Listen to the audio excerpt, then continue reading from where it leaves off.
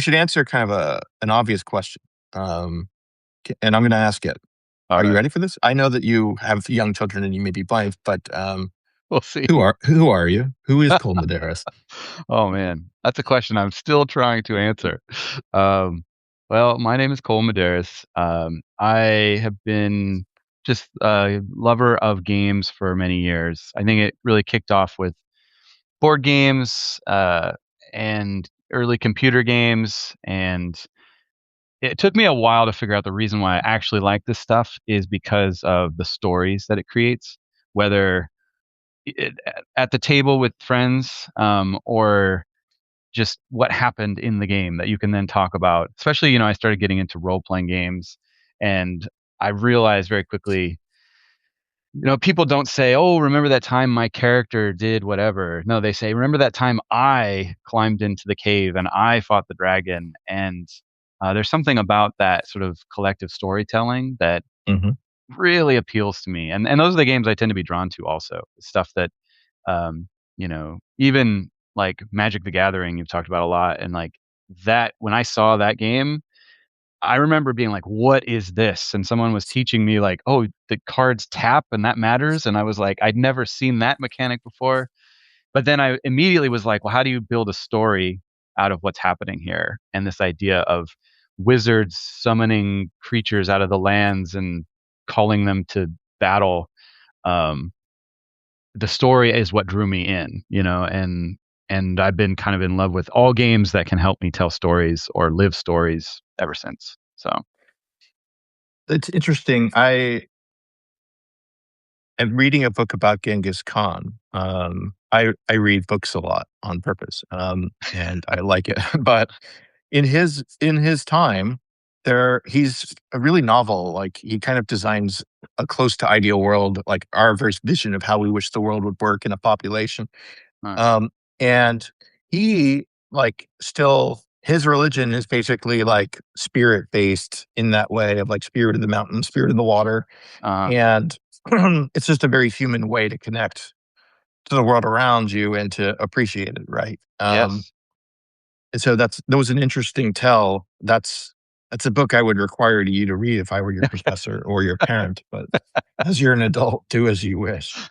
Um, There's something to that everything does have a spirit if you pay attention to it, and it's like yeah. this book or this game, it has a feeling and it has kind of a perspective, and blending them together, like, let me take a little bit of this and take a little bit of that and see how it all mixes. Like Hmm. this is what's exciting about any kind of design, I feel. Um, you What's your know. favorite game? I don't know. I actually couldn't guess what your favorite game is. Also, Ooh. this is a perfect time for you to Mad Lib and say, I don't remember myself.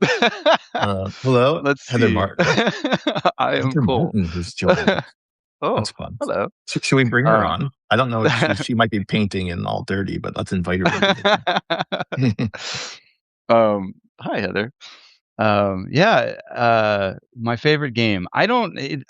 I talk a lot more about like what was the last game that I really sunk into rather Hmm. than I what like how you redesigned this chat to your need.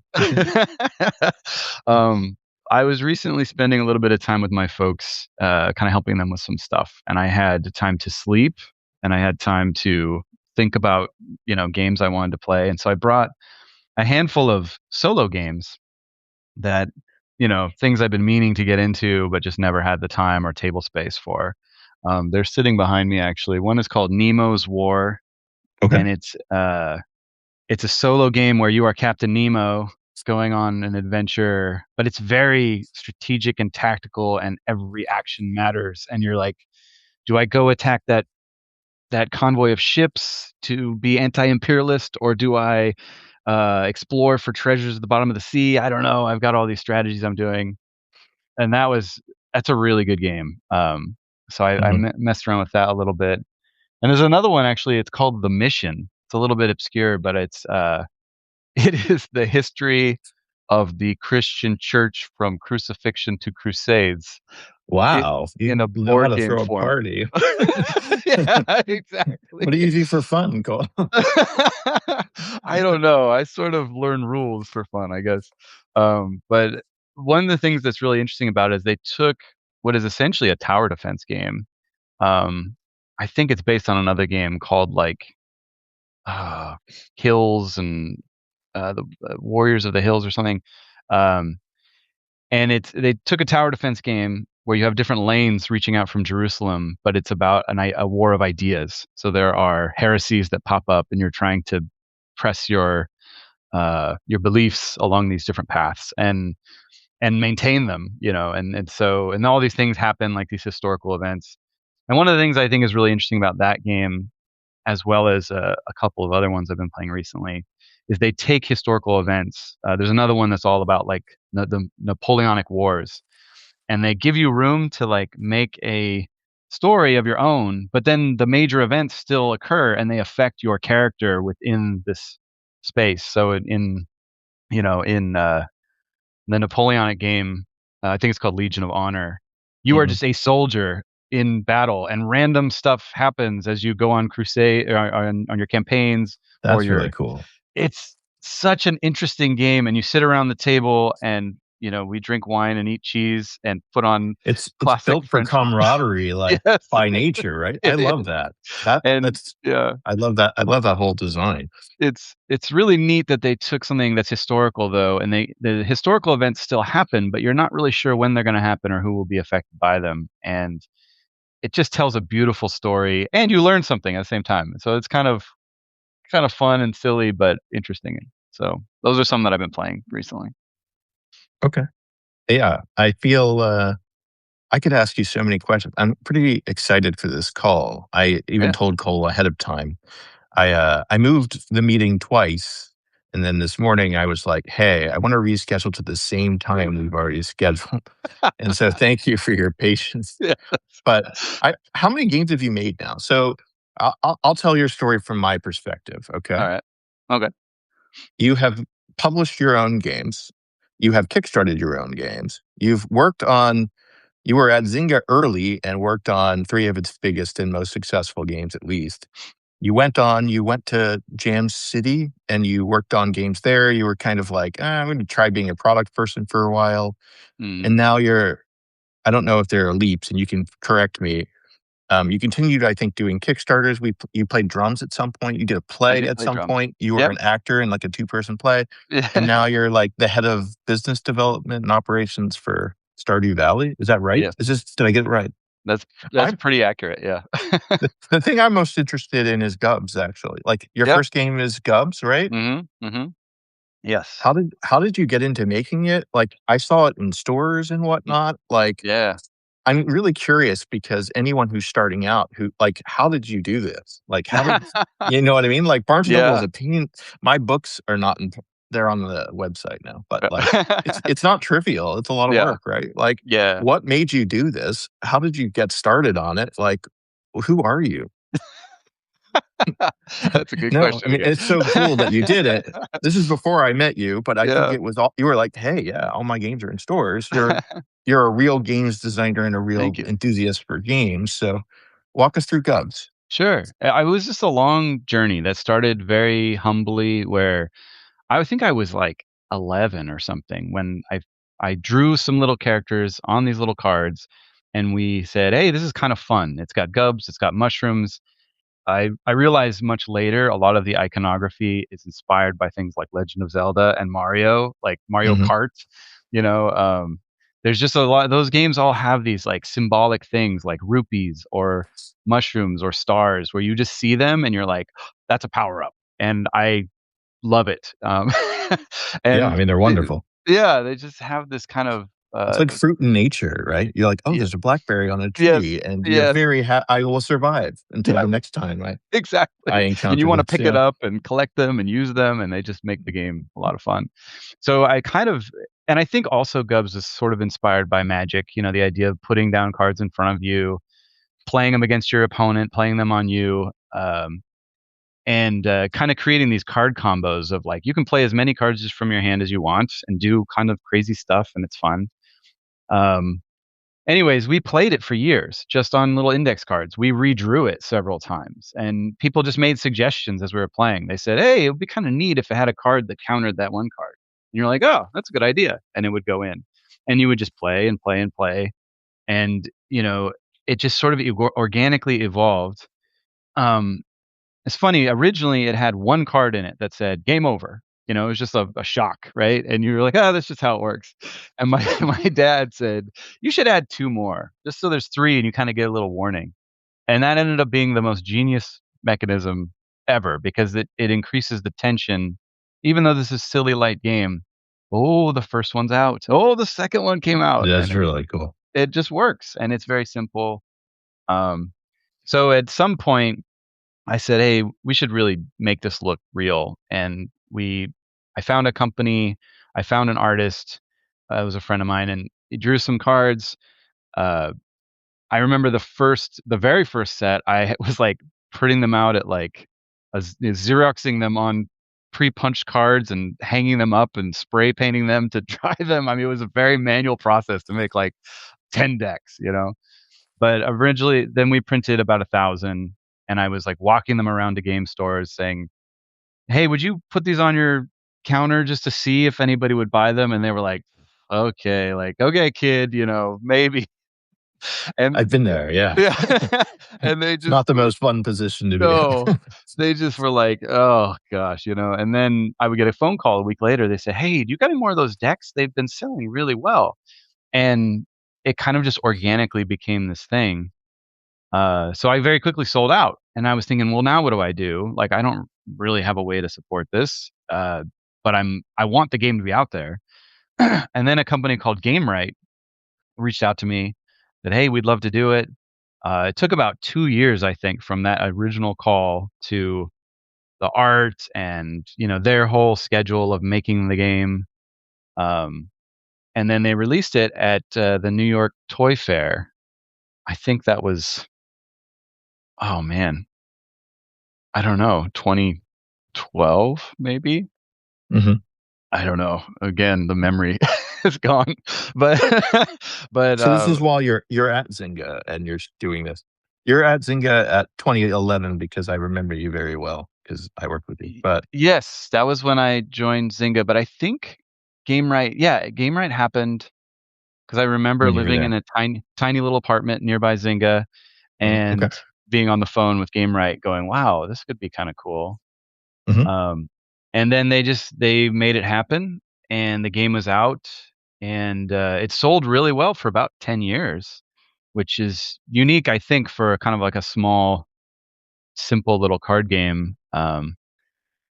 And now I'm in the process of trying to bring it back. So they have um, relinquished the publishing rights and all that stuff. So it's all back to me, and now I'm having the art redone. It's almost finished, and I want to start self-publishing it again. So that's where I'm trying to take that. That sounds really cool. There's one thing I forgot about you in your story, and you can correct me if I'm wrong, but you were writing a book about the Jurassic Park universe. You're a writer too, right? Yeah, yeah, Like, I I was. remember I'm like, Cole is not like a linear being. No, He's talented in many ways. I think no. story is a cost. Anyway, we'll get to it. We'll get to it. Yeah, But like, um, yeah. so how did you get to like I have it's a wrong time period in our like country's life cycle, but like to go to Zynga, it felt like there had to be some like Gestapo that went and found you on the streets and put you on the boat. Like that's how I was brought in. Yeah. How did you get like were you stolen off the street? Did you go in of your own volition? Like how did you get to Zynga? I remember that process, and at the time, let's see, I think I was doing graphic design. So I became a graphic designer because I wanted it naturally led me in that direction because I wanted to make cards, I wanted to make boards, so I needed to be familiar with Photoshop and that sort of, the Adobe suite. So I was doing graphic design at various places, making like software boxes, back when software came in boxes, right? And Yeah. and making like advertisements in magazines when there were magazines, like like that whole thing. Those are And valuable card typesetting skills yeah, yeah. So I for learned game a lot design. about Yeah. that stuff, and I worked with a graphic designer who bumped over to this was Mike Mariano, who bumped Yeah. over to, I think, onto Mafia Wars, and Mhm. then he was like, "Hey, you should check this out. They're hiring junior designers, and I know you like games." And I was like, "Oh, maybe." Um, and I was really nervous, but I drove over and I I talked to like 10 people. Um, I do this thing sometimes in interviews like that where I don't really know who everyone is. So Mhm. I just Oh, yeah. talk to them nicely, and then I later realize they're very important, and I just treated them very casually. That's actually like this comes up a lot, but it's the ender's game approach to interviewing. Like, you're much better off that way, I feel. You're Yeah, like, "Oh, I'm in the final battle. Who knew?" exactly. That was kind Yeah. of how, and they threw some really tricky questions at me that I did not answer in a trained designer way, but I answered sort of intuitively because I'd been fiddling with that stuff forever. And they said, this kid seems okay. Yeah, sure, he can make up guns to put into Mafia Wars for a while." Yeah, you just made up guns and, like, lore for Mafia Wars Yep. sets. Like, Yeah. it was cool, like, you were part of a really cool team with really cool Yes. people, Worked with but Henry it what Stern. was it Uh, your dream job in games? oh, um, I think at first I was just like, I couldn't even understand what people were saying in the meetings. There were so many Yeah. like acronyms and like DAU and MAU and all these things, right? And I'm like, I don't know what they're talking about. They're talking If product. you use words, just Yeah, any words would do. yeah. But it Communicating with humans, like, yeah, requires yeah, some level of shared understanding. Yeah. exactly. And I just sort of said, "Hey, I'm just gonna jump in and see what it's about." And I was just enamored with like learning about how do you do games as a business. And I also feel like I feel at that time like Zynga was doing something sort of I hadn't seen before. It was like in this space in a weird way. A couple people though gave me some warnings where they're like, "This place is going to chew you to pieces and ruin Mhm. you in terms of your love of games because it's a very different it's a business approach to something." You And know, I don't know. yeah. Yeah, it's an interesting one, right? Like, we did play games at night a lot. If you weren't married with children yet, like, you Yeah. would still play those deeper games, like, Mhm. especially your team, right? Yeah. Bill Mooney and Yes. Henry. Yeah. So, like, I remember playing games a lot at Zynga, and it's actually the last time that, like, while you were making games that were meant to go really fast to capture market share instead of, like, last forever, which is, Yeah. I'd rather make we're still working on Gubs. I would imagine Yeah. you're more proud of Gubs than Mafia Wars, but I can't say for sure. Um, you I tell think me. there were just learnings, it was like, wow, Yeah. this is a whole different animal. And, I sort of very quickly figured out once I kind of got my feet under me, I was like, oh, I'm not truly like an a game designer in the sense that I thought I wanted to be and that I am when I'm working on my private stuff. I'm Yeah, kind of more like a mercenary. I've been hired to make something that kind of looks like a game and and works like a game and uses game logic. And I went, "Okay." And when I figured that out, I felt a lot happier because I was like, "Oh, I'm like a mechanic, like go fix this thing." that's And right. and then That's a great framing for what it was like to work there, right? yeah. It's not bad to be a mechanic. It's just not like when I worked with you, I was like, "This is a real game designer. I don't want him here. I want him to leave," right? I want you to go somewhere better. Like, I'll like Harriet Tubman you, or last night I went to a rescue of genocide victims from the I'll save you from terrible Yeah. scenario. Yeah. Not that working at Zynga Yeah. was like genocide, but Yeah. It's different. It's harsh, in a way that I think a lot of I don't wanna say naive, but, like, there was this soft, fluffy, wonderful part of making games that just is all about the emotion and about the feel. experience, right? Yeah. And if you walk into that and you expect it to be only that, you're gonna be sad. And Oh, and, yeah, there were some sad people to manage in that window of y time. You were not y sad. yeah. Well, I Like, think you were like, "Hey, man, I mean, there are a couple of questions I have for you. Like, were there, like, key moments on Mafia Wars where, like, you're like, 'Oh, aha,' and you change forever?" also, like, how many times did you go on vacation? Like, the time period you were on Mafia? Because Mafia made, like, billion plus dollars, I would guess? Made a lot of money, and I Yeah, do remember some company-sponsored vacations where they took us to that's what I places, and mean. Yeah. those were pretty cool. Um, and I just, again, felt like we were just sort of young, shooting from the hip, doing something we didn't quite understand, but doing our best. And Mhm, the people who kinda, like, got it, like, "Oh, this is what I'm building," were happier than the people who were there to make art for art's sake, and I love art for art's sake, but I do that privately. Like, I'm yeah. like, "Hey, I'm gonna go do my thing exactly the way I want it over here, and then at work, I'm gonna do what I'm hired to do, which is over here." And they do overlap, but, um but a lot of people had their, and I've seen this at many places where I worked, they get their souls crushed a little bit because they are tempted to invest that soft art part of themselves into the product, and then the product, like, steamrolls over it, to make another buck, and you're just like, I mean, you've managed to, like, you're kind of like Severance, right? Like, you've saved your soul, and you still can make games and creative things on the side, but, you know, during the workday, you're downstairs and, you don't know about that person. yeah. Yeah. Yeah, That's what it's it it's sounds it's, like to me. like, separate a little bit, and I found a way to, uh, actually invest some of what I really like about, or some of my soul into my work, which was, I realized later on that it wasn't so much that I wanted to make games at work, is that I wanted to help people either grow their careers, do their jobs better, make the system work better. And that's why I kind of moved into, like, product roles. I wasn't even that, like, passionate about the product. Like, I didn't really think, "Ooh, I can, like, squeeze another buck out of here." But I knew that if I made the whole process work better, it would instinctively make more money, make everybody happier, make the thing work better. So it was kinda like the same thing, and I actually did care about the process and the people being a little bit, just a better place to work, So that I got some actual value out of. Okay. What's your favorite acronym? I know, look at that face. Look at that face.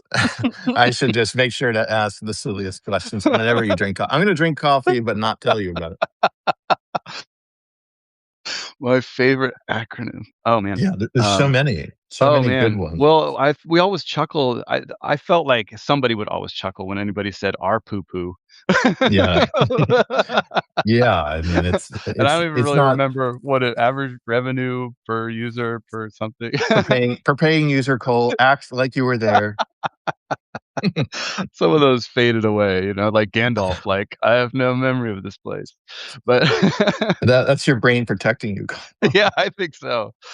I think so. There's a little bit of that. It's making room for new acronyms, but Yeah, you worked on Mafia Wars. It was growing, it was doing really well. The team was great. Like, there were a lot of really fun people on that team, yeah. and you guys rode really hard.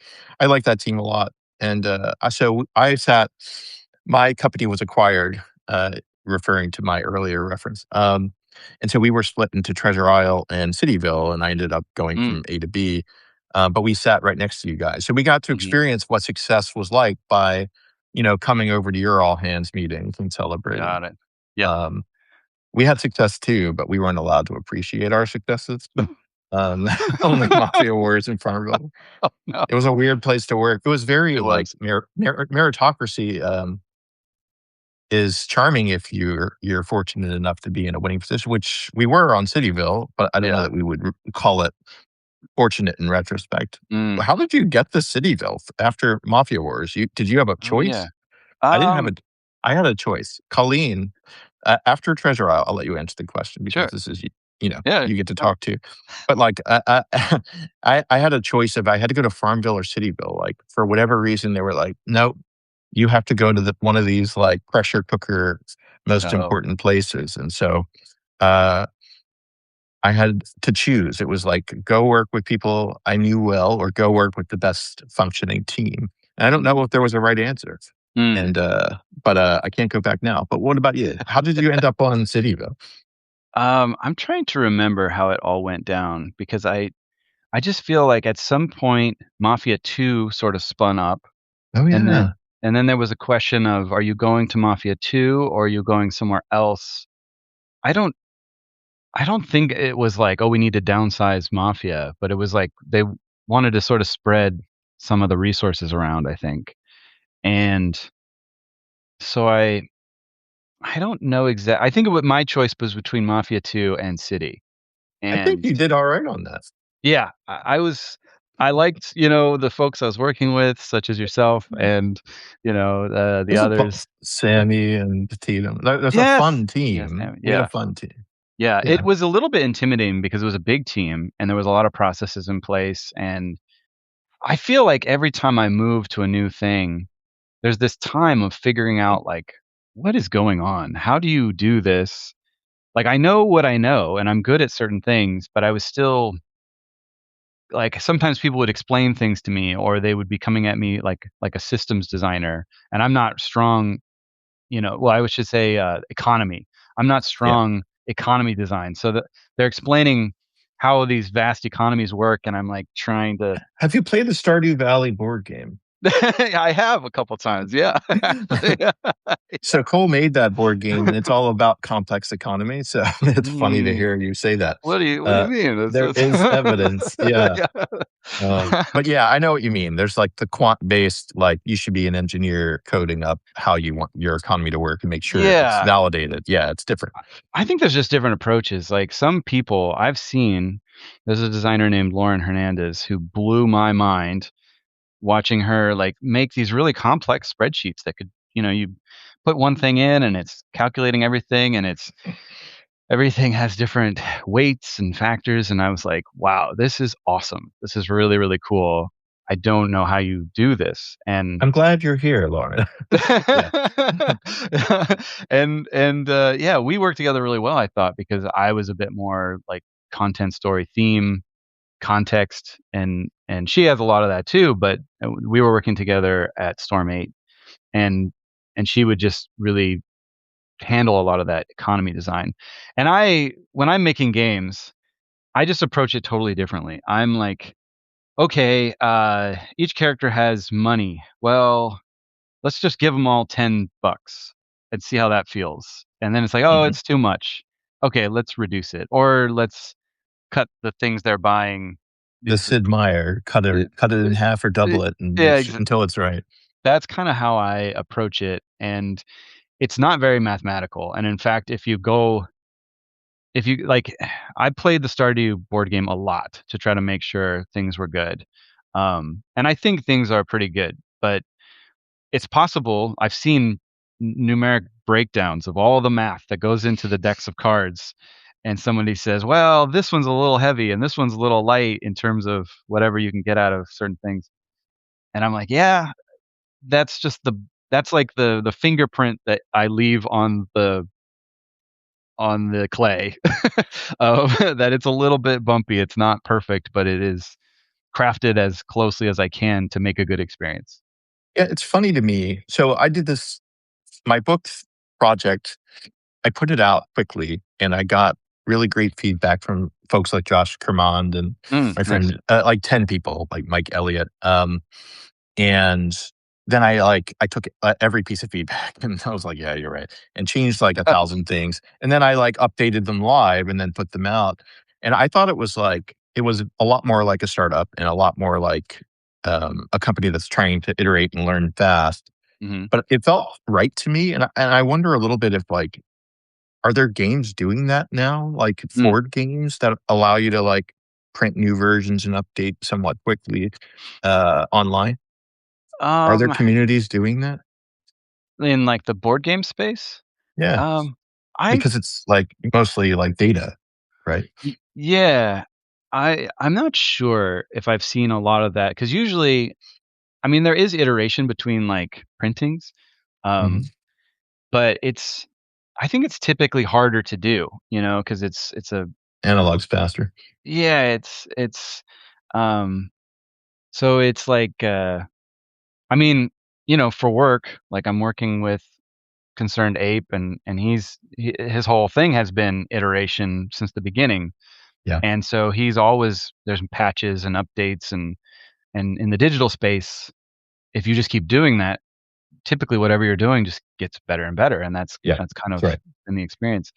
But with the board game, it's funny because we put it out. The first version sold really quickly, and then one of the complaints was that the mines is like painful.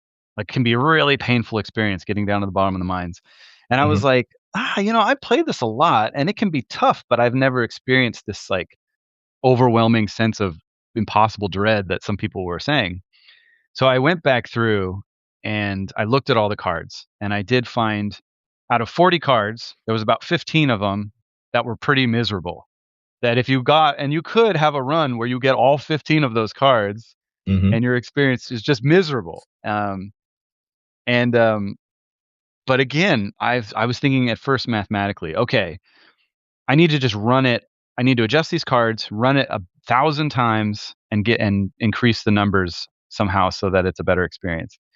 And a friend of mine said, actually, it may be more the perception of what's happening than the actual numbers, and that by the perception was that people are like rolling the dice and getting nothing out of their turn in the mines. So he's like, what if you just gave a little something in those instances? It doesn't have to be the big reward, but even if it's a smaller reward, it just feels less bad. And Yeah, yeah, yeah. so going back through those cards and adjusting them slightly and then releasing that for the future versions, it feels completely better. Even though numerically it's not that big of a shift from the original release. It's just this little nudge in the right direction. So I thought that was an interesting thing about iteration. Um, and yeah, we joked about like, let's release a patch to the board game where we Yep. send everybody. I mean, I think he would have liked to do it if we could have, but in the interim, what we've done is just try to make those available as much as possible to the folks who want it. But yeah. That makes sense.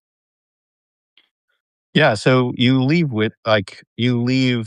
Zynga after this strange tour of duty.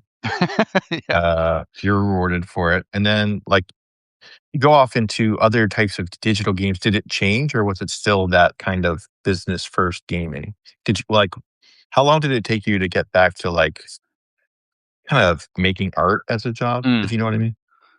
Yeah. So Zynga to me was like a lesson in kind of like that virality, Facebook, mobile, like how do you make Friction games for that are money. just Yeah. catching, yeah, people's attention, right? Then I went to Storm 8 and I felt like their whole thing was they were kind of founded by engineers, I felt like. And so they were Mhm. more like, how do we make systems that can support multiple things? Yeah. And so setting up the framework for a new game was like they had a toolbox for it already, right? And then after that, jumping over to Jam City took me a while, but I think what Jam City seemed to do really well is like IPs and like understanding, how to like the entertainment business side of it. Mhm. Um, Yeah. and being based in LA and partnering with or acquiring games that had certain audiences, that was, I think, more their specialty. So it was like kind of learning from those different palettes at each place. But as soon as I stepped away from like really investing my game design brain and I was investing more of my like producer brain, that really freed up some space for me personally to work on my personal projects. Mhm. Um, uh, How many how many yeah, games have you kickstarted now? just the one actually. Oh, So, okay. so I did Gubs was self-published, then Web of Spies was a Kickstarter, and then um, Stardew, he just funded it. So Mhm. we were kind of in a luxurious position where the video game is quite successful, and then the board game was like just a little blip over here, just something fun. Um, and we started working together on the board game. That's how we got to know each other. And it was towards the end of that that he was like, "Hey, you want to come, answer my emails and, Deal with and all help?" the stuff that isn't fun? Yeah, and I was like, "I do want to do that," and I'd love to it's have not have fun with you. yeah, but it's actually been a lot of fun because it's put me in a role where I get to talk to a lot of different people. I get to oversee a lot of like merchandise, and um, he kind of is riding this phenomenon that his hard work and passion created, which is this this game which has this passionate, loving community, um, and he's never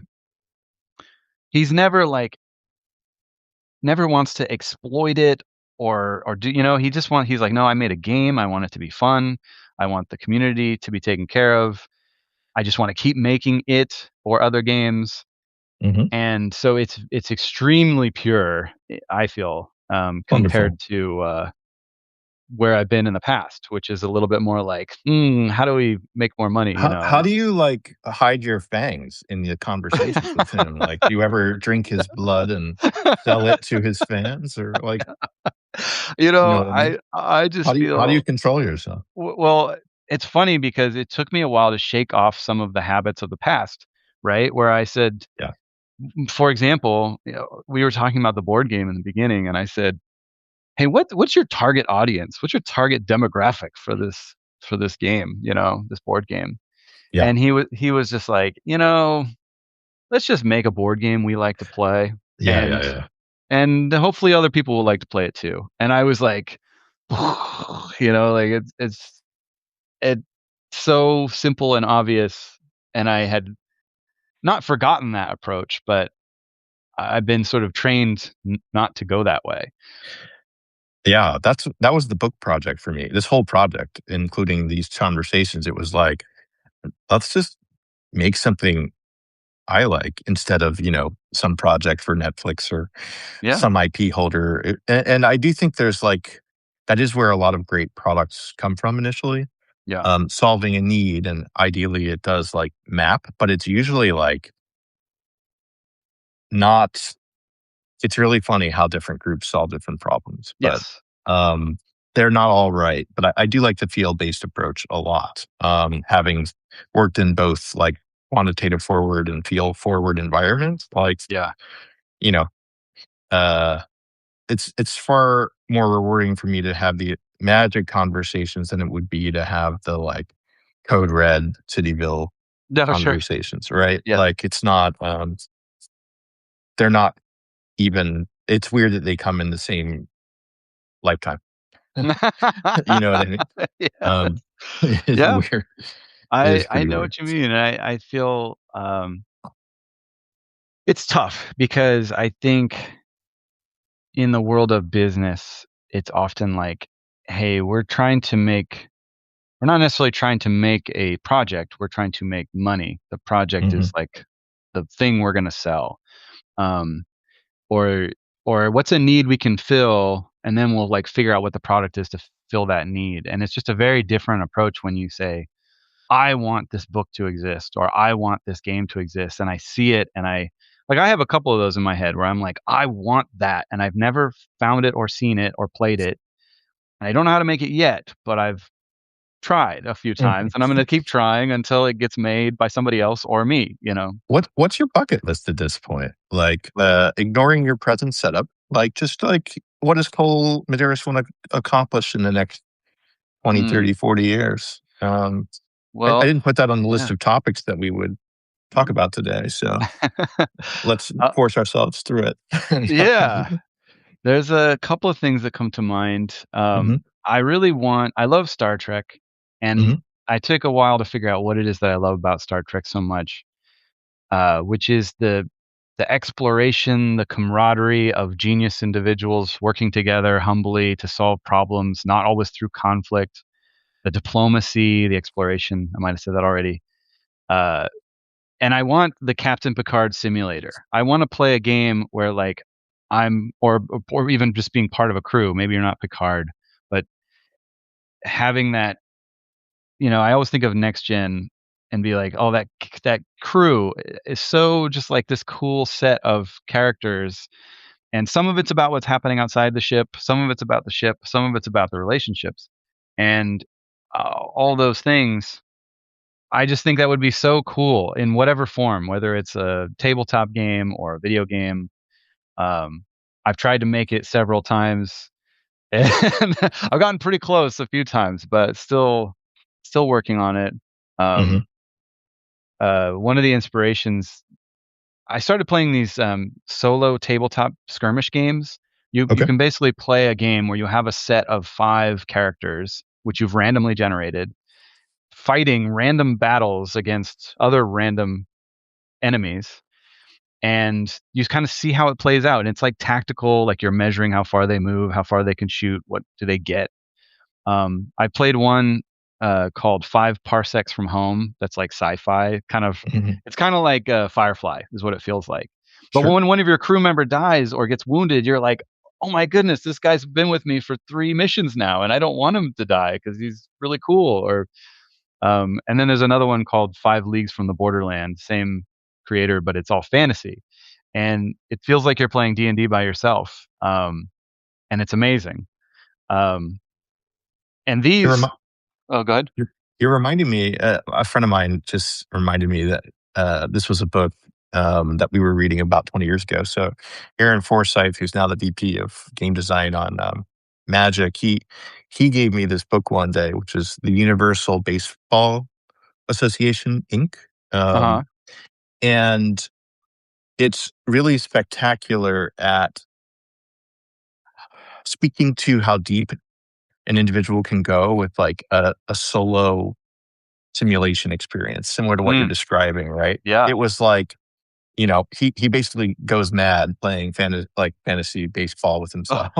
oh, really? And so what you're describing is triggering that memory of like, it is Yep. like quite wonderful to have these games available to you. Oh, yeah. And when you just expressed attachment to your character, it reminded me quite uh seriously of that moment, Yeah. that book. But anyway, continue. Sorry. No, that's Unexpected segue. Yeah. that Robert Cooper for the win. that is exactly what I'm talking about, though, that, you can do this with sports, you can do it with games, you can build a simulation and start. I think the trick to attachment is, continuity. Like, the idea that one of my characters joined our squad 2 missions ago and Mhm. then did this amazing thing, just the dice played out that way. There's some tactics, as I'm playing, but some of it is random, like whether they get to move first or not, or the enemy knocks them down, things like that. And then that feeling of, oh, he carried over to the next round, or she got wounded, but now she's back and she's awesome and she's seeking revenge, and your brain starts building these stories that over time, every time I play that game, I get a little more concerned for their safety. They become real people, and it's a really fascinating way to play a game. Mhm. Um, and I think with the Star Trek thing, that's exactly how I feel when I was watching those episodes. Is I've been with these characters for so long that I know when something happens in this episode, I have all this context for all the episodes before, and I go, "Wow, Worf's really come a long way," like, or whatever, right? Because you've seen the evolution of them, or you've seen them go through so much. Um, so I think that's that's a bucket list item of mine, trying to capture some of what I loved so much about that show. The holy grail of Yeah, story-based game, party-based exactly. game. Okay. Yeah. Yep. And I have this idea of like, kind of a world in a box. Like, I would love to play, whether it's like this city. I've sometimes thought of it as like a city of secrets, where it's like Mhm. this city filled with characters and locations and little secret things. And every time you play, it kind of reveals more randomly, but also persistently. Um, I'm not sure how to do it yet. I have ideas, I but feel like you're indirectly telling 9 billion people that they haven't successfully come up with a design that would make them perfectly happy yet. Is that what yeah, you're saying? Like, to literally everyone on the planet, you have not achieved what I they- need from you. they've come close a couple of times. But Yeah. like, a good example of a game that is just like the weirdest thing I've ever seen, but I think perhaps one of the most genius things, is called Magic Realm. Okay. And it was made, I think, in 1979. Um, it's it took me 10 years to learn how to play this game. Okay. And if you go read people writing about this game, um, they will tell you it is most of the time you bounce off it because it's so steep. The game is not difficult to play, but it's very difficult to play well and to learn. But it creates this tiny world that feels alive. Like you Mhm. are traveling and you know there could be wolves in the forest, but you know the rules on how that works. But you're also like, do I risk it or do I hide while I'm walking? And you have a certain amount of actions, you have a certain amount of time across a month of game time. You get like 4 actions a day, and you're trying to get treasures and learn spells or fight monsters, and you're like, "Oh, the elves showed up at the fire in the forest.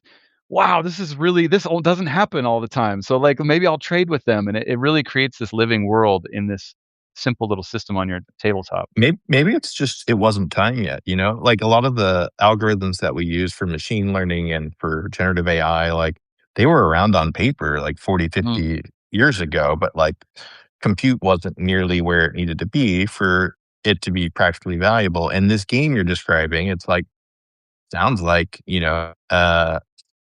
an audience that is far more mature at understanding these types of games with like the ability to make tools, digital or otherwise, to help. yeah, Maybe it was just so far ahead of its time that maybe.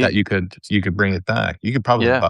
buy that IP if it's still purchasable. Oh, yeah. I mean, you're right. I think sometimes you the world's just not ready, or the tech's not there, or Yeah. and slowly, how many times do you see something and you go, oh wow, I kind of thought of something like that 10 years ago, but now here it is, and but you didn't know how it was going to be made. It was made since then because new technology and new things have come up.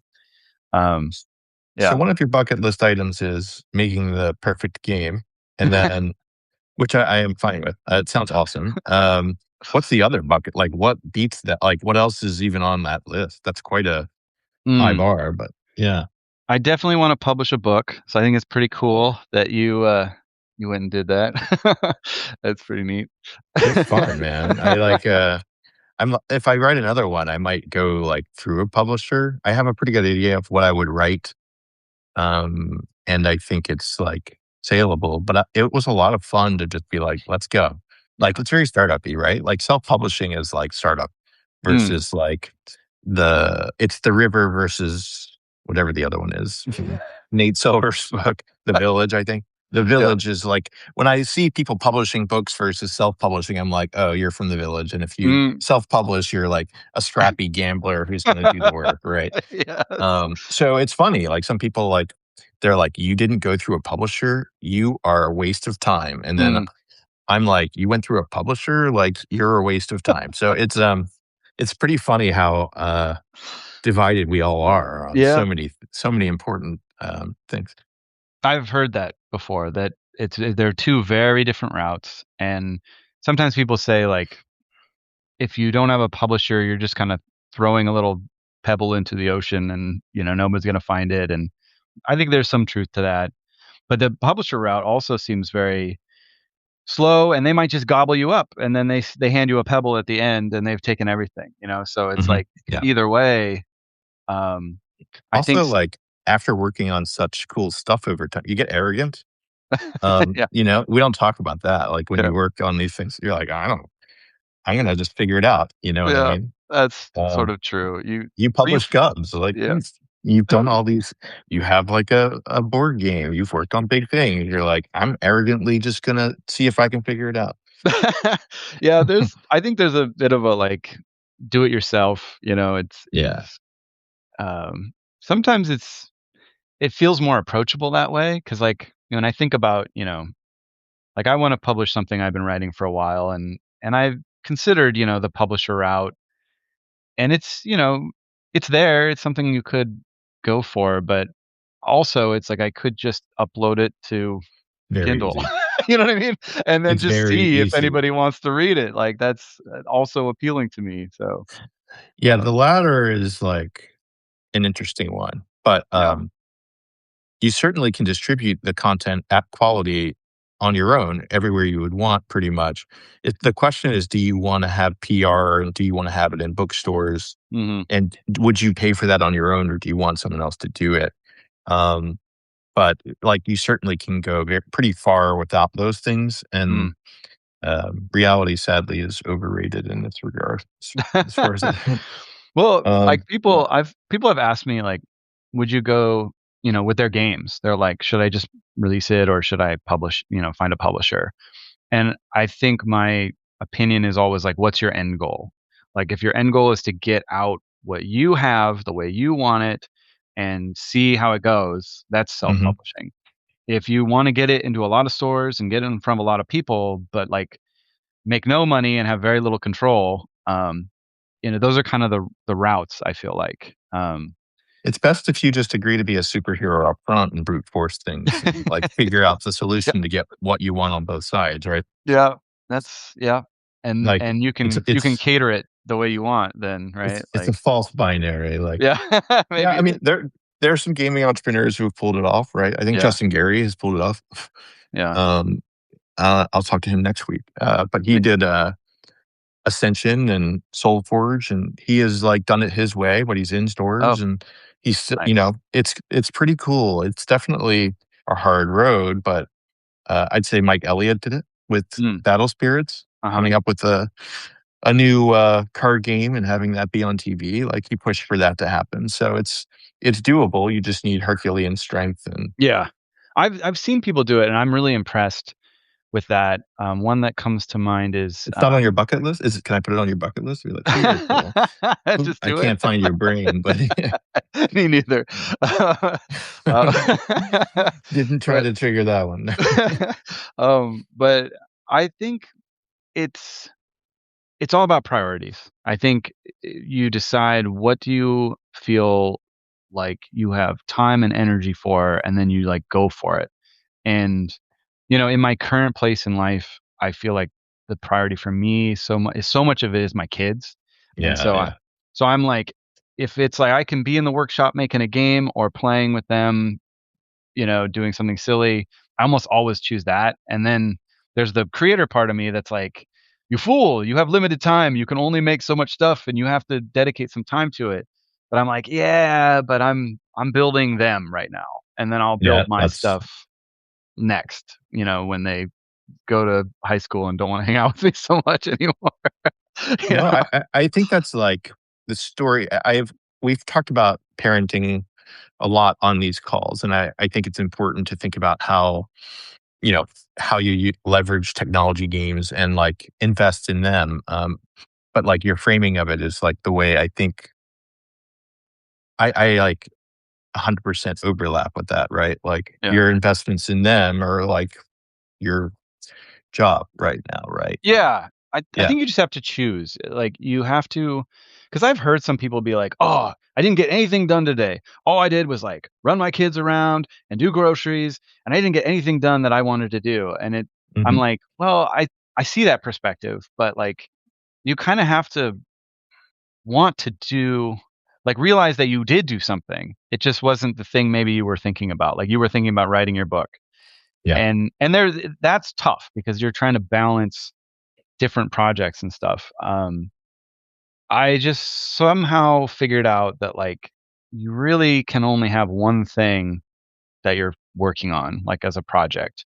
And if you're kind of burned out on that or you need some time, it's okay to be like, "Hey, I have prototypes that have been sitting in boxes that I pull out every once in a while for like 25 years that I just keep bringing Yeah. out.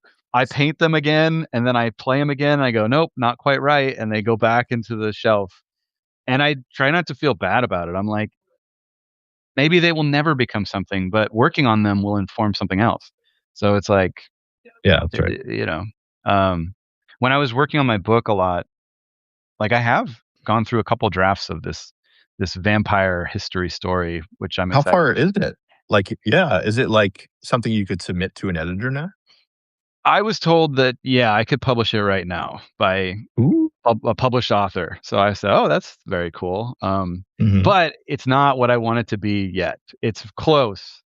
Um, but the focus of the story really is on time. It's like a vampire who lives for 1,000 years. It's not so much about being a vampire. It's more about The the history. hobgoblin version of vampire story. You know, Exactly. It's yeah, I yeah. know. It's what were you gonna say? No, I wanted to make sure you knew the reference because it is like I don't it's think I not do. obscure. Okay, so it's from The Sandman. There's a character in The Sandman by Neil Oh, Gaiman uh-huh. who lives through like 1,000 years and can't die. That's his like curse. And so he has to like go through all the ups and downs of being a human and like Oh. you kind of experience them all. Oh And my so goodness. this is what you triggered in me, but I could be totally wrong. Is this later in that series? Because I started reading Sandman, but I don't think I got to this part. I've read them all and they're all like the same to me now. Yeah. There's no, I know there were 10 volumes, but I need to yeah, check they're this all out. one. Cause, cause Great yeah, character. I Just just amazing character. yeah. What is the character's name? Hob Gadling. You could Hopkins. Google it and it will be there. I am Okay. not making this up. And if I am, let's make sure we're not recording this. But yeah, Hob Gadling, Okay. and it is from the Sandman, and I have Googled it to make sure I am real. Um, Oh, really interesting character yeah. because it's all about, it's a great storytelling technique to use Yeah. this character. And I quite liked how, I mean, there's so many different aspects. Like if you, I have hobgaddling written down on my like notes of projects I want to do someday Mm, because I think as a design conceit, um, in a world if generative AI does like take on entertainment, I think it's a really interesting way to think about it. The 1,000 years of mm, evolution, you can be more varied as long as like the storytelling and the writing quality is good. But mhm. in Yeah. general, like I don't use AI for creative things much. I use it for making my life more efficient. Yeah. I used it actually a lot for research. Yeah. And Yep. and what I would do because in writing this book, I really wanted you to feel like this guy lived for 1,000 years. And so I wanted him, and part of that is him being like, I actually don't remember like my father's name. It's just been too long. Like I've forgot. I've lived 1,000 lives in 1,000 years, and I want him to be like kind of be like, "Oh yeah, the Crusades, man, those were something." Like just kind of having an opinion about like a first person opinion about these different events, or him being like, I never got over to this country. I just couldn't get over there for reasons. And so what I would do is I would be like, well, okay, my character is traveling between these two places. They weren't even called that then back then. These states didn't exist back then. He's in Europe, but it's called something different. Hmm. And what was going on? What would he have encountered along the road? And then the, chat would be like, oh, probably this. And then I would take those notes and I would go like read a book about that. And like because you can't really lean on chat 100% for 100% accurate information, but it's good at being like, "Well, have you heard of this saint that lived at this church?" And I'm like, "No." And then I go read about this guy on Wikipedia or wherever, and I'm like, "Oh, this is And if cool." and if it's not directly accurate, like there's some like dirt on it, you can just use Mhm. it. It's like, oh, Exactly. this isn't real. You're like, ah, great, even better. Yeah, exactly.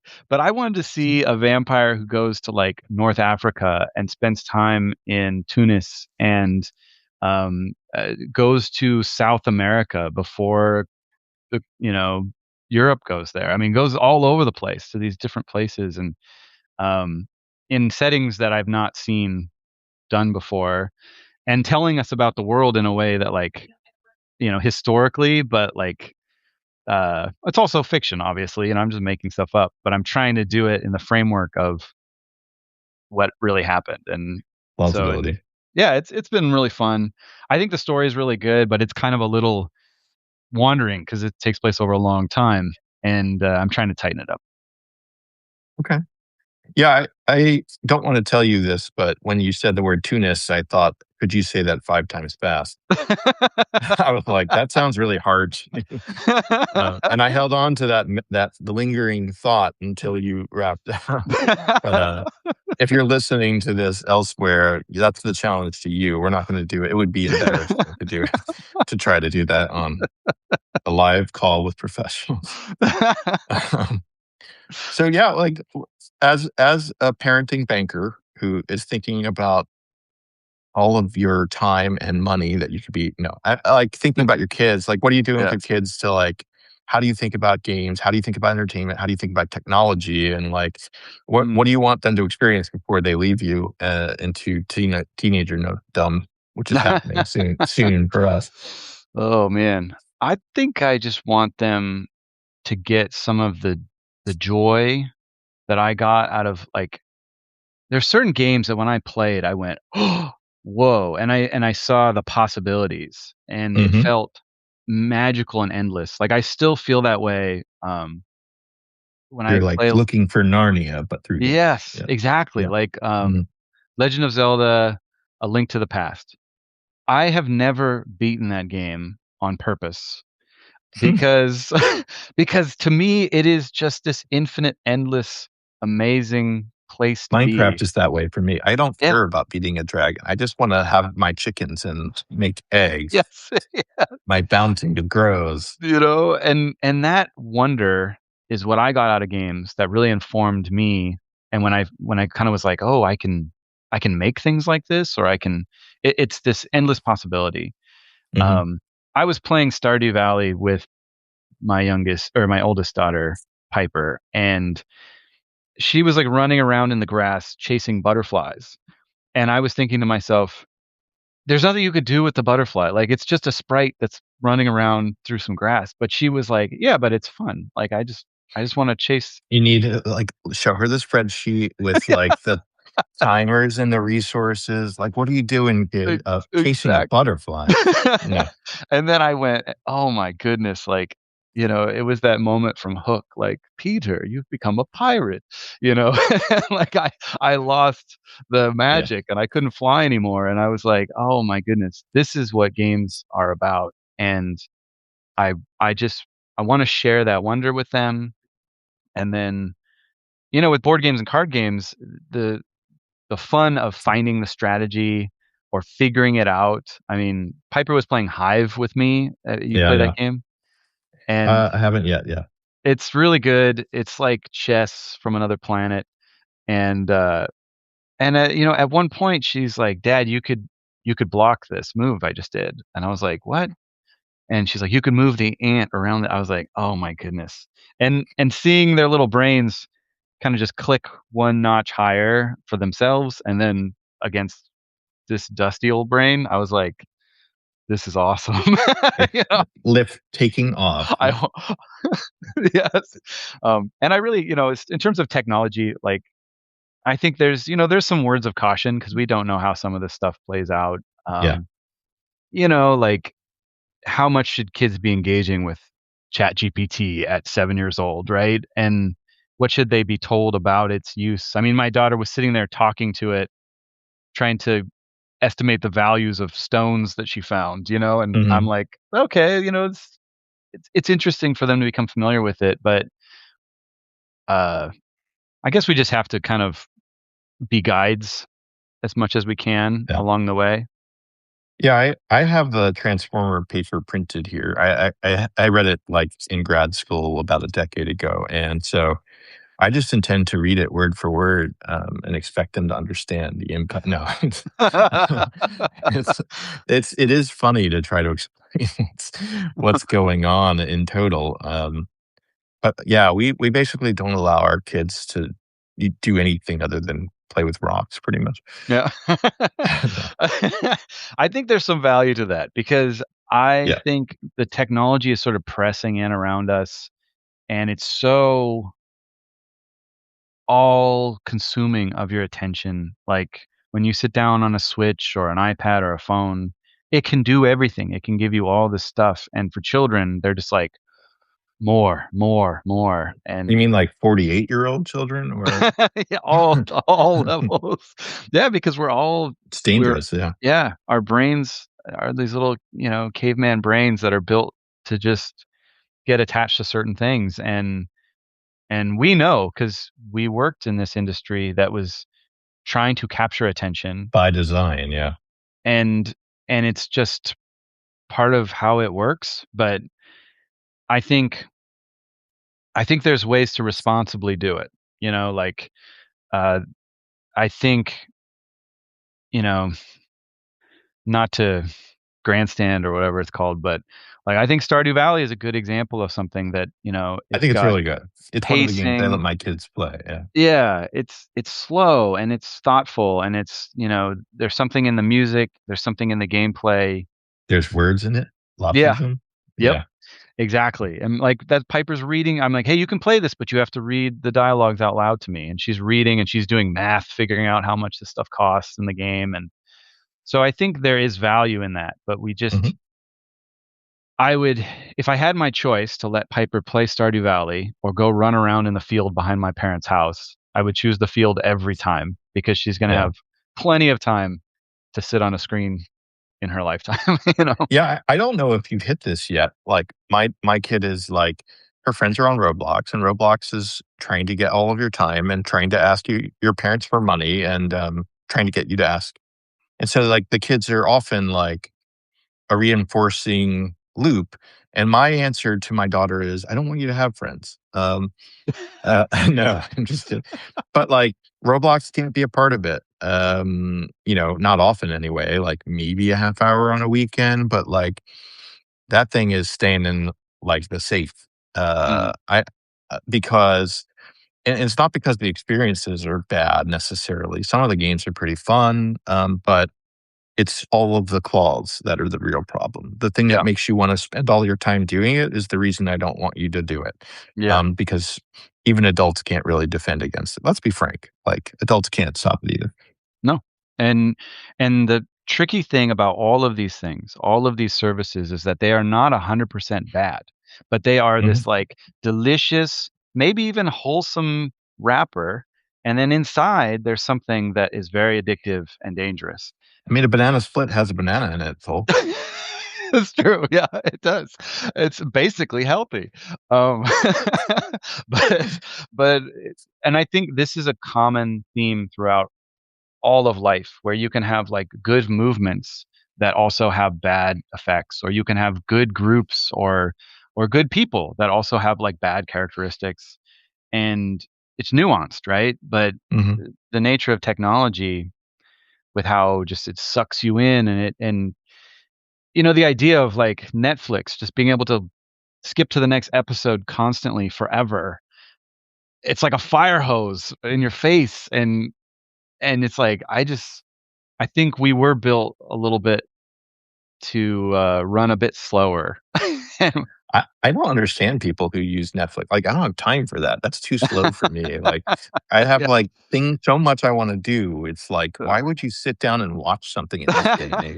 yeah. You know what I mean? Like, why you'll just see all of media die. You're like, "Alright, I have too much I wanna do. I can make anything I want. Why would I watch anything on Netflix? Like, kill that now." Um, I don't Yeah. watch TV by and large because, like, I really do have a lot I'm interested in doing Yeah. and learning. So it's like, um kinda silly. There was something you said that oh, doing this kind of conversation is like it was just fun at first, and it's still fun, but it's like a great way to spend 2 hours without looking at your phone too. Yeah. It's like, Yeah. oh, having conversations with really interesting people is, like, oddly good for my brain and their Yes. brain too. This is like a service we should offer, you know? Yeah. Oh, yeah. Talk to other humans for a while. Yes. I think it's so important. I think what we I've talked to a handful of people that feel the same way too, that what we lack is that connection where we're all sitting around the fire at the end of the day, just swapping stories and not talking about surface stuff, but talking about stuff that really matters to us. Like, I like games, but I don't think games are just this dinky little thing to distract myself from. I think Yeah. They're rich worlds, right? they're rich and they can do so much. They can teach and they can connect and they can make you think and they can challenge you and they can all these things. And making games does a whole other thing for you, where you're doing backflips in your brain and you're imagining things. And so, and it's all about stories, right? Like, games are story engines, humans are story engines. Like, Mm. we we're and I think we're built to sit around and talk to each other and tell each other stories about cool stuff. Do you make games with your kids? Are you at that point? Like, it might be yeah? You Yeah, doing it? they've made a couple little cute things, and I don't know if I still have what they made. Maybe I still do, but, like, they were really into, what was it, Octonauts for a while. They like that. Mhm. So we made an Octonaut board game, and drew pictures or printed out things, made squares. Piper made a dice game where you have to roll all these dice and get to certain places, and most of the time I lost and she won because the rules sort of shift around a bit. But When you play with a child, you need, like, an adjudicator to keep you safe. yes, exactly, and actually it brings up an interesting question, like, do you let the kids win? Do you hold them to the rules? At what do you think about that? Because I've kind of done a blend. I don't let my kids win, but they don't get upset when they lose. Like, they don't say, "Oh, I don't wanna keep playing." So, Yeah. it doesn't like, I also, like if we're playing Magic, like, I don't need to win. I don't need to win any of these games. That's not the Yeah. point for me. I Yeah. I once you're a game designer or game maker, you no longer care about winning pretty much for the rest of your life, really. Yeah, It's, like, that's hard true. to care about. You're like, "How does this thing work? I just wanna make sure everything's in the right place," and, you Yeah. know, you no Yeah. longer want to hunt people for sport. It's true. And so I It com mostly want them to yeah, I mostly want them to learn. So Yeah. we'll play games that they're the most challenging game they're willing to play at the time and that they're ready for. Yeah. And I'll kinda walk them through what I'm doing in a way that I hope that they can gravitate towards or graduate Yeah. to over time. But Yeah. I treat it as a learning opportunity, but I never lose on purpose. I Yeah. never did. I'm not, like, soft. Like, I've seen people who do that. I'm like, "Oh, that's nice."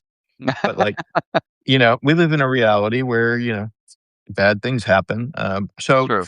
I'll tell you this story real quick and then we'll bounce back to you. But so my wife, we send our kids to Sunday school, religious school, and they have to go through it until they're 13. And that's her, like, what I want you to learn. And so, like, I started them off on Survivor, and we've watched 20 seasons of that together. And so, how do you play these social dynamics and, like, actually Mhm. understand what people wanna do and realize they're not all out for you? They're not all good or bad, but, like so, like, we've always been interested in Mm. ambiguity in social situations and how to think strategically, but also, like, be good humans while doing it. I've Yeah. been very, like I've used reality shows as my, like, parenting religion, Yeah. as opposed to, like, "We're all good people and we all want the" like, it's like, I like both, but, I don't like just one or the other, I guess, Mm. is what I would say. Yeah. So, Yeah. so Survivor, that's my kids will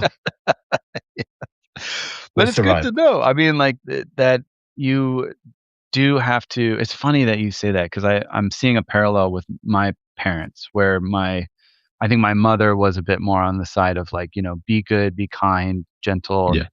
and my dad is like, "Yeah, do that, but don't, you gotta stand up for yourself, and not everybody's on your team, and the world doesn't Oh, all work yeah. all nice."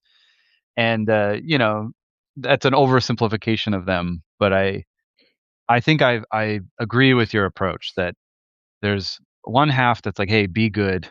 Just be good," because that in the long term, that is just better in communities and games and everything. And then the other side is like, "But be smart and kind of do the research, know that people might come at you in different ways or the world might be tough." And, I think games give us an opportunity to play with that too, where you can be very harsh and cruel in a way that you would never do in real life, but it's just a game and you're like, "Well, the goal is to win," and, some games are about lying, they're like, "Hey, I'm gonna lie and trick you," and that's the game. Oh, yeah, poker, I mean, it's just Uh, the yeah. worst. Yeah. I I'm Just lying the whole yeah. time, pretty much. I'm particularly bad at games where you have to deduce somebody, or lie or negotiate something. I'm just like, man, I don't know why, but I'm like, this is not fun for me. I'm Is just, there a combination of, like, Settlers in Catan and, like, Mafia? You just combine worst of all worlds for Cold oh Medeiros? man, there's a game that sounds intriguing to me. I think it's called John Company.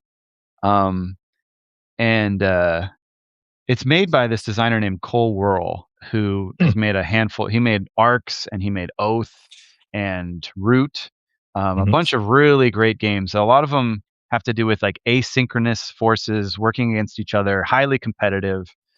Um, and some of these games, you're just supposed to be ruthless, and that's kind of the point. Is like undercutting, tricking, you know. Um, and these things are always intriguing to me, but I'm just bad at them, and I don't enjoy doing them at the table so much. So I'm like, I don't know. But, yeah. Yeah. It is interesting how games allow experiences to be tailored for so many different personality types. Yes. I'm kind of curious, like, as a parent of, like, younger kids, what you would suggest other parents in that same boat explore with the kids? Like, what Oh. types of games are good for children, especially? Like, Mm. what is the Cole Medeiros list of games to develop perfect children? Oh, interesting. I think when they're little, it's anything that will hold their attention that's just simple and cute, kind of like wading into, um, like there's like Jaipur Mhm. Jaipur is kind of sophisticated, I think, for a 7-year-old, but like it just big pictures on the cards, and they kind of wander into the strategy. Like it's not something that's difficult to play. Um, what else I do we just play bought a it at lot? the beginning of this call. I bought another version because the Oh, first really? version was destroyed. Yeah, I was like, "Fine." Nice. So you already sold me on it. Keep spending my money. Cool. You The know, real reason we're talking. yeah, there's something that I didn't intend for, but for some reason I've witnessed over and over again with Gubs, is that kids just zero in on it, and I think they're attracted to the characters and the art, but then the Mhm. gameplay is very simple of like, "Oh, these are my Gubs, those are your Gubs. I can steal your Gubs, I can protect my Gubs." Something in that dynamic really appeals to children, and they immediately pick it up and start engaging with it, and then they get really excited about all the little neat side cards that you can do.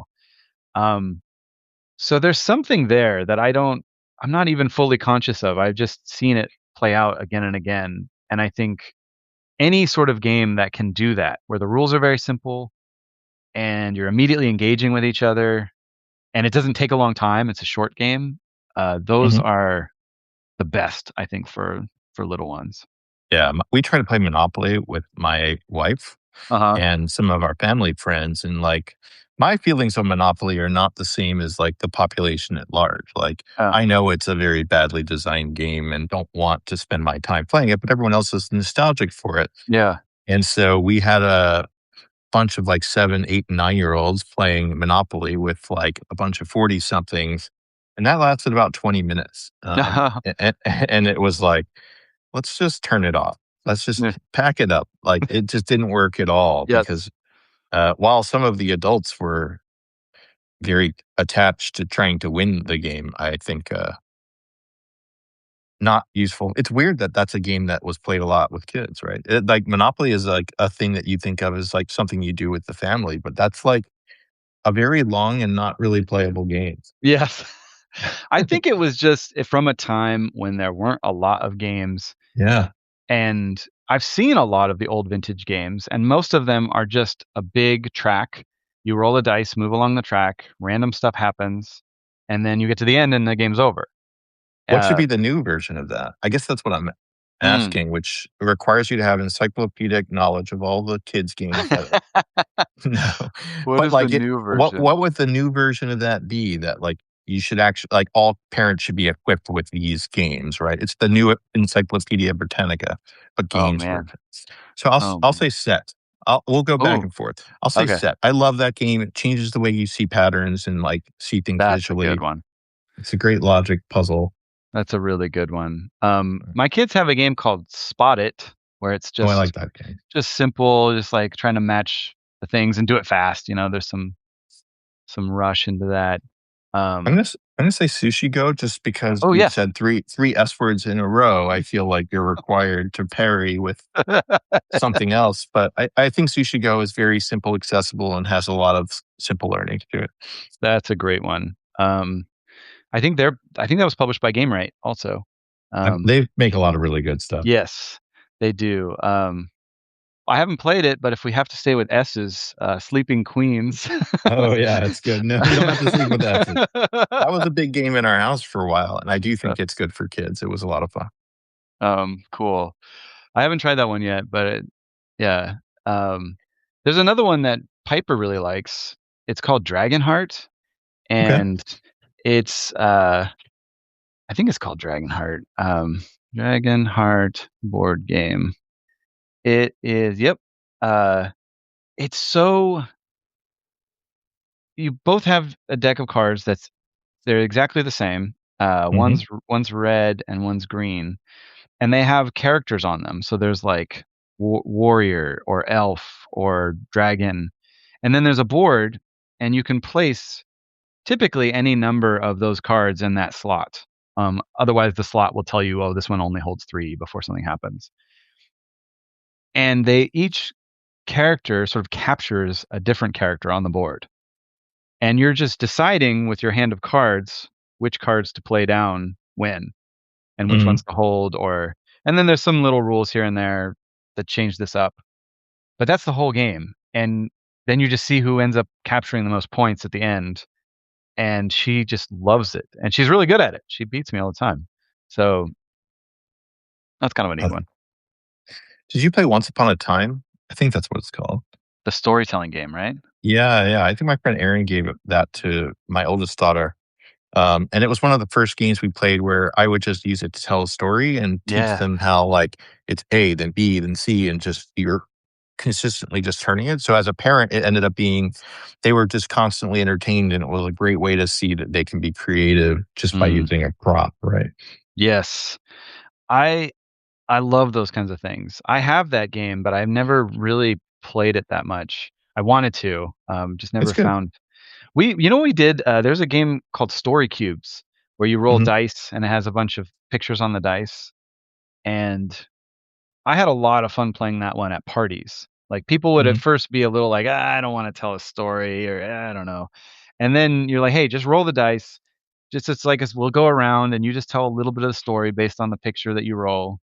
And people would naturally be like, they roll a flower and be like, oh, there was a field of flowers, and then it's like goes on to the next person, and they would get really wild and wacky. But um, yeah, I think kids resonate really well with that. Like, ooh, I can tell a story. I can make something up. They just kind of go. They don't overthink it. That's what it is. Have you played Mantis? What is it called? Mantis? No, I don't think so. Yeah, Mantis is a really good, simple to learn game that has like a lot of probability baked in. Really fun and social game where Okay. you're essentially trying to steal or score. Um, and that one is one I would recommend because it kind of speaks to like investment strategy a bit and just like Mm, deduction, right? okay. Um, you mentioned Hive. Would you Yeah. suggest that? For little ones, the thing I like about it is it's got these chunky, nice pieces with the bugs on them. But I think uh, it depends on, like, is your kid kind of trending towards chess? Because that's kind of what it is on. You have to remember how these different critters work.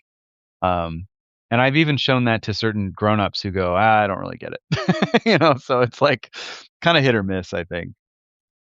Um, I don't know. Piper, one time she told me, she was like, Dad, I gotta tell you, I don't think I love board games the way that you do. and, No and she, one does, daughter. You're not alone. There's 9 billion of you. but she was really worried to tell me that. And I was like, that's okay. Like, you don't have to like, I like to play them with you. So maybe once in a while we'll play them, but you don't have to love them. And, Yeah. um, but that took a lot of the pressure off her, and since then we played a lot of board games. So, um, Oh, I'm remembering another one that she really likes. It's called Adventureland. Have you played this Okay. game? No, I haven't. This game is way smarter than it looks. Um, it looks like a simple, like, oh, you just move some pieces around and pick up some things, and it feels like a family game that maybe is very casual. It has such elegance and depth to it. All you do is move your pieces, but you can only move to the right or down, and eventually your pieces kind of gravitate across the board until they can't move anymore. Hmm. And you're trying to collect swords to fight monsters. You collect herbs to kind of like, I guess, heal or help your guys. Um, and it's hard to explain, but it's so good. So it's very simple, but it's really clever, and she I loves bu- that game. I've already spent like $100 on this call. Like, I don't think I can afford to keep doing these video podcasts at this rate. Just I'll lend you stop talking, Adventureland. Cole. Stop. Yeah, I got a Yeah, commission for this. I did buy both of these. I think we're a pretty big gaming household, so Yeah, they will nice. get explored. Do you, so you want to publish a book? Would you ever write a book about game design? And if you did, like, what would your specific tilt on it? Right, you have a different Mm. way of approaching it than others. Like, how would you think about it? What would be the Cole Medeiros version? Yeah, I thought about doing this actually because at one point I was like, well, I've done this a while, and I sometimes I say stuff like I talk to a lot of little, you know, classrooms will reach out and be like, hey, would you chat? Or oftentimes they're hoping to talk to Mr. Concerned Ape, but Yeah, he's yeah. super busy. So I sort of speak on his behalf about the video game and our company and stuff I've done. And sometimes I say stuff, and they'll go, "Wow, like I've never heard of that." And for me, I'm like, "Oh, this is just something that's been in my brain for a long time." And I realize, I'm like, "Oh, I guess I do have experience doing this that's useful to share with other people." Um, but I think if I wrote a book, I would mostly focus on my approach, which is kind of like experience design. Um, Hmm. Hmm. like when I was talking to you about the Captain Picard simulator, instead of designing the ship and the world and the mechanics, I would start with, well, what do I want to feel? Me as the player, what do I want to feel? Okay, these are the emotions I want to feel while I'm playing this thing. So, what are the mechanics that support these emotions? And that's typically how I design games. And if there's a disconnect, it's like, well, this mechanic is not really supporting the emotion I want, or maybe I shift the emotion. It's a different emotion now. This game is a bit different. Um, but that's my whole approach to making games. Yeah, I get it. Yeah, I mean, I think making products feel first. The book that I wrote is feel first. It's like the feelings that I remember more than it is like the analytical reasons that we made Ravnik a certain way. There Yep. is none of that in the book, right? And so it's a very different kind of thing to try to craft. But I don't see that very often, right? Mm, I see things like, the artist way, which is fine. But it's like antiquated and it's for a different industry. And the Metzner books about making Prince of Persia and mm, Karateka are probably the closest I've seen in recent memory to like giving you the sense of what it feels like to make a game and the kinds of problems you mm. deal with as you're making games. Um, but it's an interesting question. I have another interesting question. All right. Someone out there is going to send you the perfect email to read on behalf of conservative apes. What is that email going to say that gets you to feel like, yes, someone finally has said the right things that I Oh. wanted to hear? Oh boy. Like it's like Cole's Christmas or whatever holiday excites you. Groundhog's Day. Cole's Groundhog's Day. Oh. Oh my goodness. I mean, What's your perfect dream scenario? Like, Will I Am is willing to be in the game. Not that, but ooh, boy, that's a tall order. how about we Oh, can return to this question in a minute. I'll give you a light one. Okay. to prepare your mind. Okay. What famous people did you see at Zynga when you worked there? Did Oh, you yeah. Did you see any? uh, I feel like there was a couple. Mhm.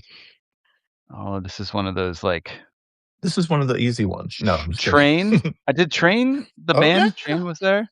I went in Yeah. to interview a guy named Steve Deslitz for a job, and in the office where I was supposed to interview him, Train was there. Yeah. And I was like, "Am I supposed to interview all of you? This is not on my schedule, guys." A Yeah. very, very important person. And Yeah. anyway, we had to do the interviews. That's so funny. I feel like there was somebody there who was like a famous guy who came to do maybe was talking about doing a voice of a character. And Yeah. I I'm mean, you guys did like you had like, Snoop Dogg in your game. yeah, You oh had yeah, all kinds of famous he people in he your game, he right? he did some stuff for Mafia Wars.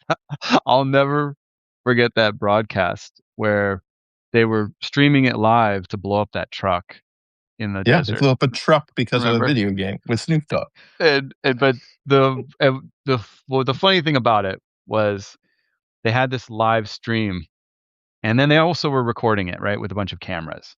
And he was very, very fashionably late to be there. So there was all this anticipation, like, oh my gosh, when is he gonna get there? When is he gonna get there? And then finally they're like, oh my gosh, he's here. I mean, we're sitting on a live stream with nothing happening, just a truck sitting in the middle of the desert, I right? kinda wanted him to not only be late, but to press the button just right away without even thinking about it, ignorant of the timing of everyone else, you Well, know? sort of that happened actually Oh, because okay. because he rolls in and they're like, "Oh, good, he's there. They're gonna do it." They get him set up. He walks over and stuff, and it's all this big to do. And then they're like, "Okay, here's the button. You're gonna press the button on this thing." And he's got like a little controller, and he's like, "Okay, got it." And then they're like, "Okay." They're about to start counting, and then someone goes, "Oh, actually, can you take a couple steps to the right?"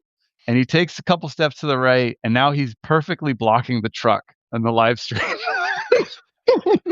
And then he goes, "Doop." You just see a little puff of smoke from behind him, and all of us in the studio are like, "No! Oh my goodness."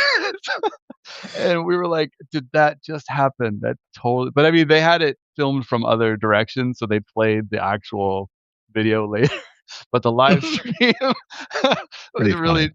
I mean, all the people were commenting like, "Can you like, who set this up?" And it was So pretty I have another topic before we get back to the perfect email.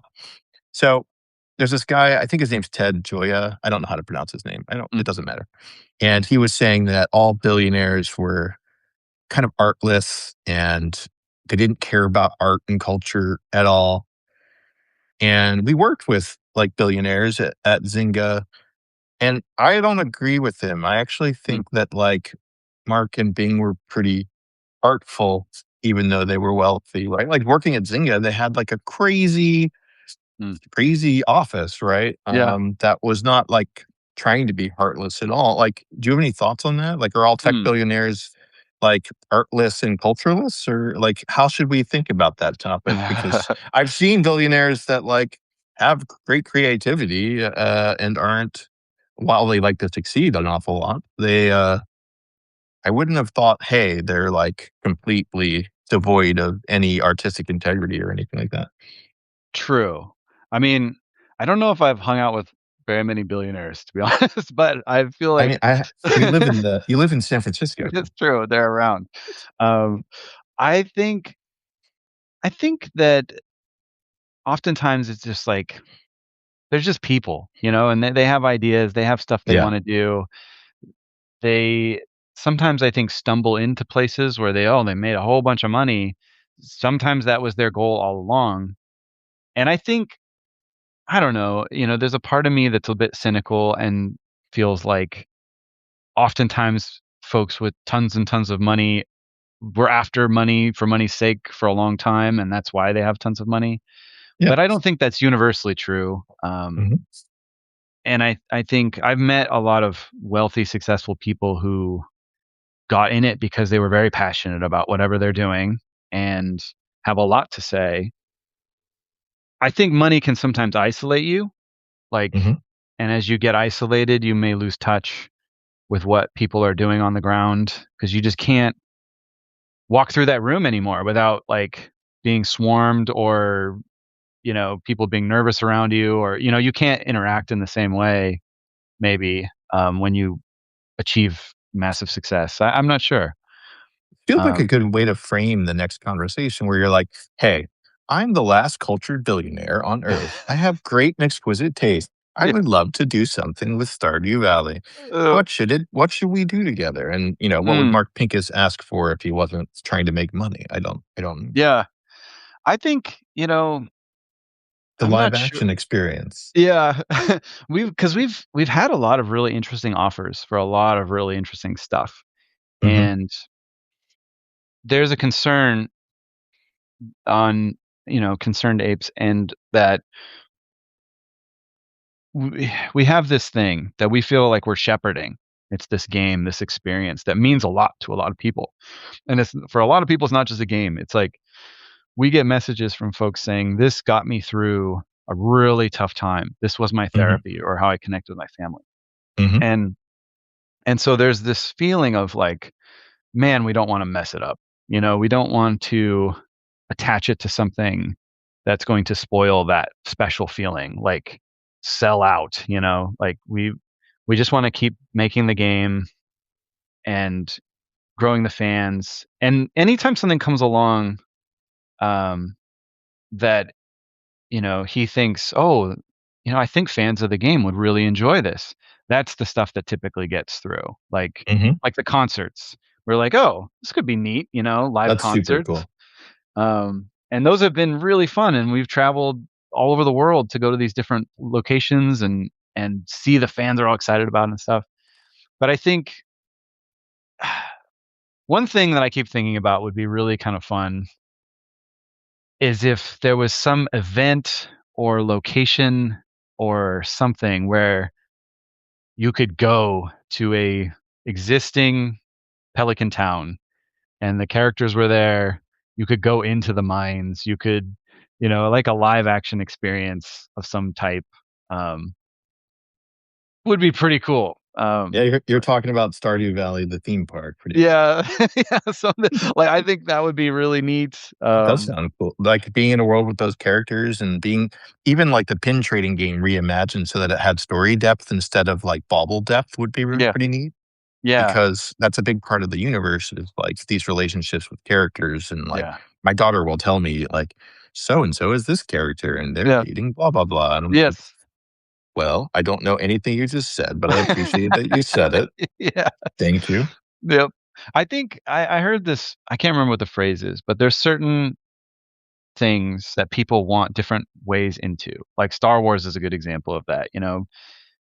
It's a movie, but then it's also there's books and there's all this other ways to get into that universe. And I think if you were to offer something like that with Stardew, where now you're on the farm, like there's the farm, and you can actually take a hoe and plant some seeds here just for fun. And The VR version of it or yeah, whatever, if that was still a thing, but yeah. yeah. Um, I think that would resonate. I think a lot of people would travel to go to that and be just take their love of that world even a little bit further. But It yeah. sounds like Stardew, like, it sounds like Burning Man, but in a garden, right? Like, in a Yeah, town. You're like, instead of it being this dystopian place, why not just do it somewhere happier? You know what yeah, I mean? that Yeah. would be fantastic.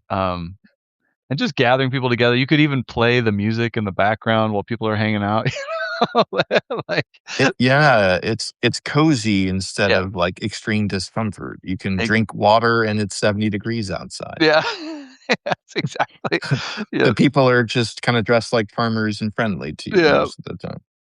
It exactly. But Yeah. I think that's what people crave. That's I think why the game resonated so deeply and for so long is that everybody wants a place of their own where they can kinda do what they wanna do, and they can engage with their friends and family, and it's all just kinda nice, and it's not cotton candy, like, not everything's cutesy all the time, but it feels pretty welcoming and wholesome. Like, that's, uh I think that's like our ideal in many cases, and sorely lacking in our media, like Oh overall, yeah, right? yeah, for sure. Uh, I feel that acutely. I'm sure we all do. Yeah, Well, it's good to yeah, see you. I'm yeah. glad. This was It's awesome. it's always fun to catch up. Hmm. I think we should meet in person at some point this Let's do it. year. Sounds Probably good. the people we keep trying to meet up with I would in like that. person. Let's make it happen. Yeah, we will. We will make it happen. We actually could just send the clip of this as like, can we put a bounty on it though? Like if like three of us come and one person doesn't, like can we have the other person pay for the meal or whatever? I like this idea. Like Sounds good. we'll like put conditions on it right now. So like we're gonna send an invite for four of us, and whoever doesn't go has to pay for the we're other gonna for the we're gonna other game people. design this. I don't see why not. Like family shouldn't get in the way of friendship, Cole. It's true. It's true. Oh man. Well, it's good to see you. Awesome. Yeah, very fun to chat. So let's do it again soon. Sounds good. Live your life. All right. Take Okay. it easy, boss. See ya.